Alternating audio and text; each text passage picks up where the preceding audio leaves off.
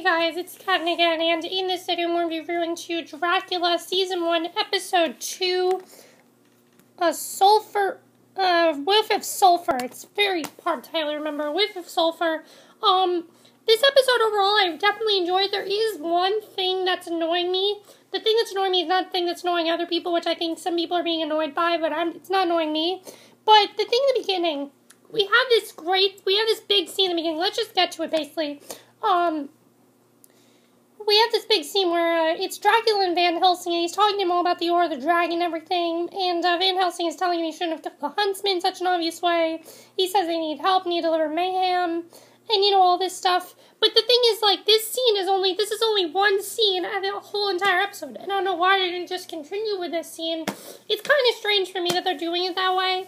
I mean, it's probably like a setup thing. I don't know if that's supposed to be the past or whatever, but it doesn't seem that way. It seems like they have a really intense scene in the beginning with Dracula, then they just switch to Alexander Grayson, and I don't like the way they're doing that. I think if they want to stay focused, just keep it in one location. Don't go back and forth between the two. I think that's kind of annoying that they're doing it that way, but whatever. But then the actual episode, Lucy finds this man at a fencing club preparing to fight and offers him her favor before his fight.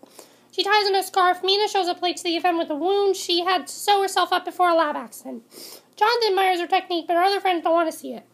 Alistar will be fighting with Daniel, the reigning champion. Lady Jane and fellow Order members Browning discuss where to call in reinforcements after Kruger was dispatched. Jane said she'd rather handle the situation herself. She applauds her choice. Jane said she would like to deploy the Steers, and her associates think they're a bit too devilish, but they agree. The match ends and the check is delivered, and Jonathan gulps at the moment, but Lucy's mom insists on picking up the lab. At the Inquisitor, Jonathan's friend asks if he got the raise, and he says he was put off of that, and that means he can't afford a wife. Yet Lord Laurent comes to Alexander's house, but refuses to say they're on the board together, now that Alex took the depth of the dead partner. He offers to buy out Laurent and Reinfield, hands him an offer. By the way, I mixed up Laurent and Jonathan, Reinfield and Jonathan. Sorry about that. Reinfield was the one I was talking about that is Dracula's partner. I really like that character. Jonathan is somebody else. I mixed the two of them up, sorry. But, Laurel says his interest is not for sale at any price. Alex tells Reinfield he told him that, but says so mockingly to mollify Laurent. Alexander Laurent drives the offices of the Inquisitor, and Reinfield says he doesn't understand why he's bringing Jonathan and Mina into his orbit when he can just take Mina. He says he just can't take her and turn it into a monster like him. He would be an abomination. He says he can't and won't take her. Reinfield asks why. Then he still seeks to draw her in, and Alex has no answer. He says he can't bear to lose her twice. Reinfield heads into the newspaper office while Alexander waits in the car. Reinfield finds Jonathan and hands him the card. He follows Reinfield out and hops in the car with him. Jonathan confirms that the interview was a success. Alex tells him he should have a feather in his cap. And Jonathan says something more tangible would have been nice. He stops the car and tells him he's got business to attend to. He introduces them to the estate agent they're meeting with. They're looking at a lovely 4-bedroom home with servant quarters. Alex tells Jonathan he was impressed with information on Clive's gambling habits and says it helped him obtain the interest in the, Collins Company. Alex tells him he is a VP of Public Affairs. He tells him the duties are navigating his way through the local security and business community. The estate agent hands Alexander the key to Clive's old place, and he holds out the key to Jonathan and says it's his if he takes the job, because his tech can't live in a hovel. Jonathan is taken aback and says he needs to think about it. But Alex tells him that the position also comes with a generous salary, and he needs an answer by Monday morning. He tosses him the key and tells him to turn out the lights and lock up. Reinfield and Alex drive away and leave at the mansion. This is not the last time we hear about this. There's more about this later, but the other thing we have to get into is that Mina tells Jonathan she's worried about her lack of surgical skills, holding her back on her upcoming critical exam. He's distracted and she wants to know why. He tells her he got an extraordinary offer from Alexander. She tells him he simply must take it. She asks him to tell her everything about it. Jane sweeps into a Chinese shop and then through a series of black rooms until she reaches the duo that didn't answer her summons. They were too high to get out, but she tells them to get their acts together before she reports them to Browning. Jonathan asks Mina if the offer doesn't seem dodgy. He tells her they can't find much of a history on Alexander past the 7-8 years. She says he made his fortune on the American frontier where records are paramount. She tells him Alexander's at the forefront of a technical revolution, says she'll kick him if he doesn't take the offer. Laurent shows Browning Alexander's offer to buy him out at 3 times the worth of his shares. They agree they need to thwart Alexander and shut down his ridiculous free power notion. Browning tells him, and I really like this scene because, you have someone who's trying to take him down. I think it's really cool how they're doing this. One of the things I think that some people could be having a problem with is that you have you're not really showing Dracula. You're showing more of Alexander, but I like that they have their own storyline with that as well. They're trying to take him down because they don't think that he is serious about this. They think this is impossible. So Jane eats dinner with Alexander and asks him about his laying trick at the ball. She asks him how he did it and says she must know because she adores magic. He tells her it was science, physics, and technology, not magic. He says he has been known to dabble in the occult. He holds out a coin and spins on a plate. He puts a hand on her shoulder, and while she watches, he makes a coin disappear. She asks where when he whispers in her ear. She sends a brother out, and he kisses her neck in cleavage. He takes her to bed and gets a little rough with her, which she likes.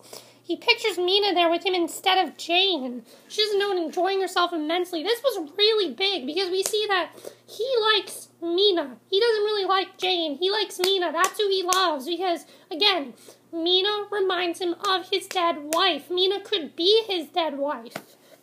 But speaking of Mina, slowly after this, Mina is walking on a rainy morning when Jonathan offers her a ride in a carriage. She asks Reinfield if it's proper in America for a single woman to ride along with a man in a carriage. Reinfield says Alexander doesn't give a damn about property, and she agrees and hops in. Alex tells her he doesn't want her to compromise her reputation, and says she only can do that. The storm comes down, and they enjoy a quiet ride together. This was a very cute scene. I like that they did this, because I thought it was a cute scene with what they did there, and I definitely enjoyed that. Jonathan's buddy asks if he quit, and he says he's having second thoughts. His friend tells him he's mad. Jonathan says, why him? He says it's odd because there are thousands of people more qualified, and Alex must have an agenda. His friend asks what he'll tell Mina, and he says he'll tell her the truth, and that if it feels wrong, So Alex asks Mina if Jonathan told her about the job offer and what she thinks. She says she told him to take it. He asks her what she's studying. She says medicine, to be a doctor. She tells him most people don't approve. He tells her so what. She giggles and says indeed. He tells her that 2 words will repel all mediocrity disguised as conventional wisdom. So what? I thought, again, this was a really nice scene between the two of them in this carriage. I definitely enjoyed that scene, and I thought it was definitely one of the highlights of the episode.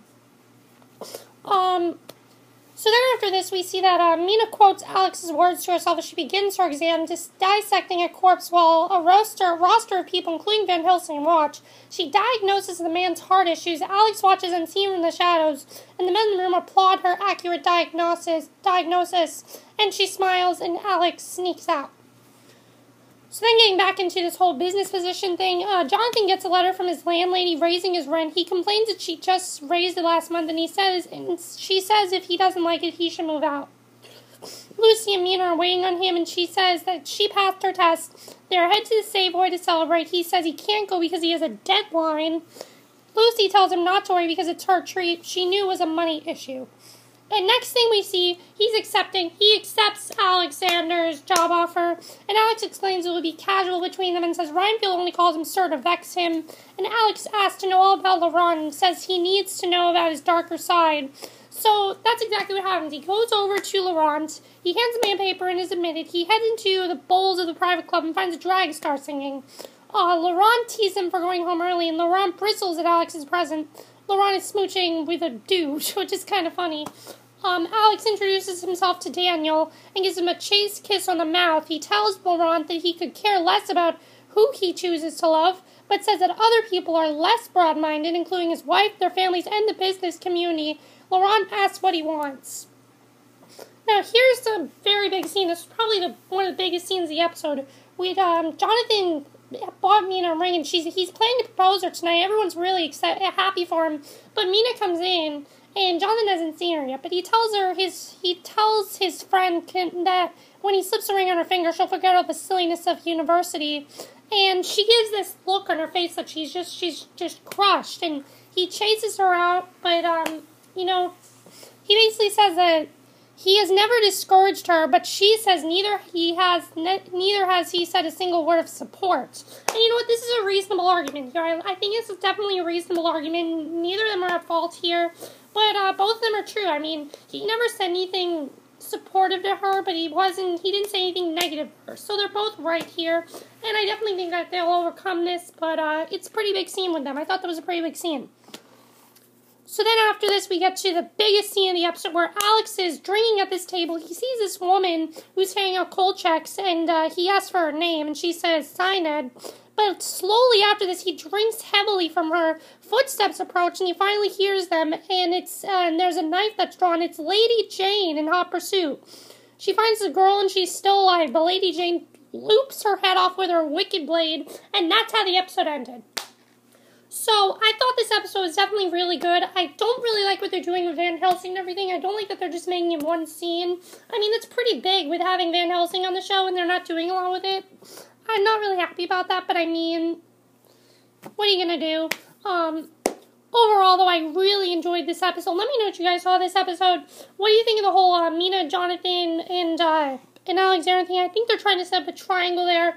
Now that Jonathan's taking the job, do you think it's a good idea he's taking the job? Also with Jane, do you think Jane really does like Dracula? It seems like Jane does really like Dracula. But of course Dracula is after Jane. Because, you know, she's part of that group he's looking for. The Order of the Dragon. Basically that's it for my review of the episode. I'll see you guys in the next video. Okay, bye.